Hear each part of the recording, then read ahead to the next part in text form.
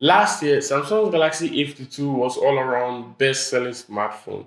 So I was really excited when I got a chance to test out the A53 5G. And even though I feel the A53 5G is a watered-down version of the A73 5G, I came into this review with a lot of expectations. And at this point, it's safe to say that after using it for a couple of weeks, this phone actually delivers or satisfies all my expectations. And what actually gets me excited about a phone is the design and display, the cameras, and battery life. So sit down and then let's talk about it. Hand in hand, made a pact, and it stands. Nothing comes between us but this 7% where the band, make it fact. Ain't no end, we gon' be the hourglass in the sand, hand in hand. First off, let's start with the design. I've got to say, I actually really like the matte textured back and also the metal railing in the middle of this phone because it makes the phone feel and look premium. It has a sturdy feel, and the color black that I have here kind of plays a role in hiding smudges and fingerprints, even though it's not that much. And the design or the back design of the phone is what we've come to expect from Samsung A series phones.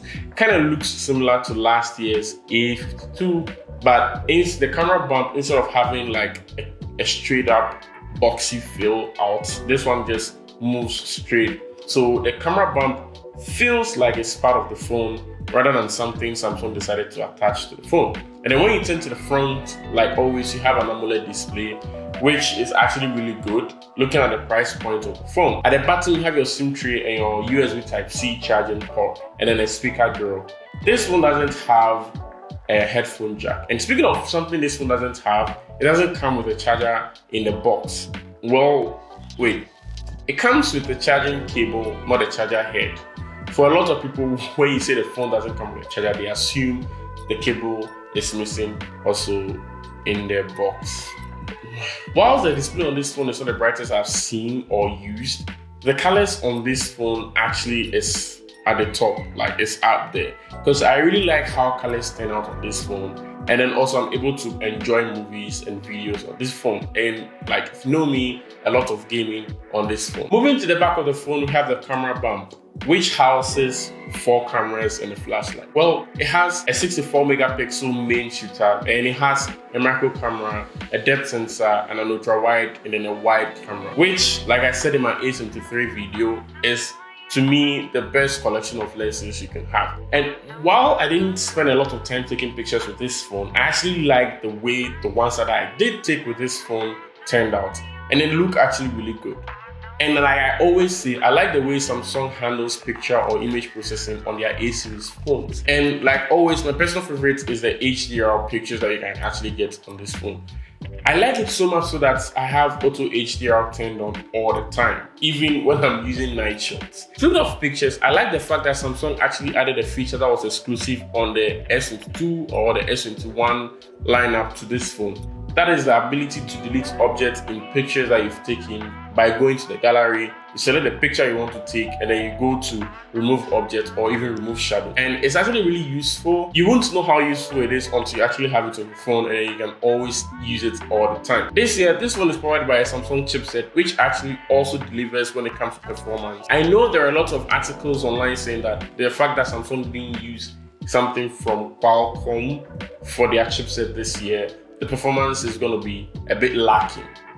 But I have to tell you, or I must say, after using this phone for a while, I didn't really notice any drop downs or drawbacks in my day-to-day use when I was using for gaming or randomly editing pictures or doing my random day-to-day phone stuff.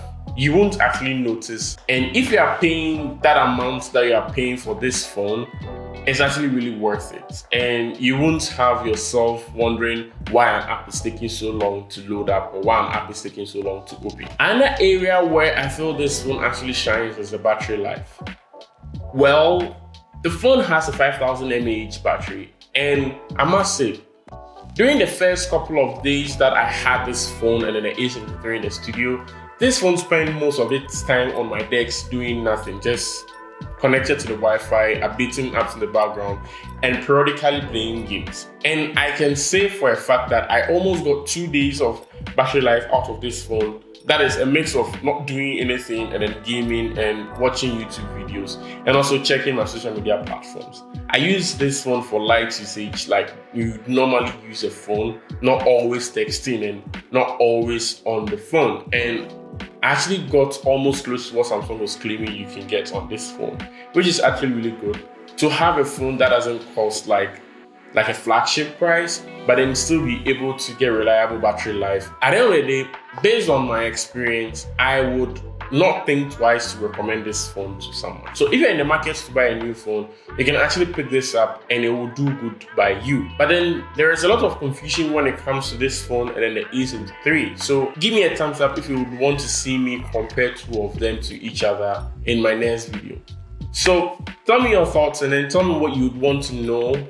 Okay, wait, by the time you'll be seeing this video, I've already shot my comparison. But regardless, tell me what you'd want to know about these two phones, why you would choose one over the other. And also, if you've not checked out my A53 video, the link will be up and above or in the description below. So, see you guys in the comparison video.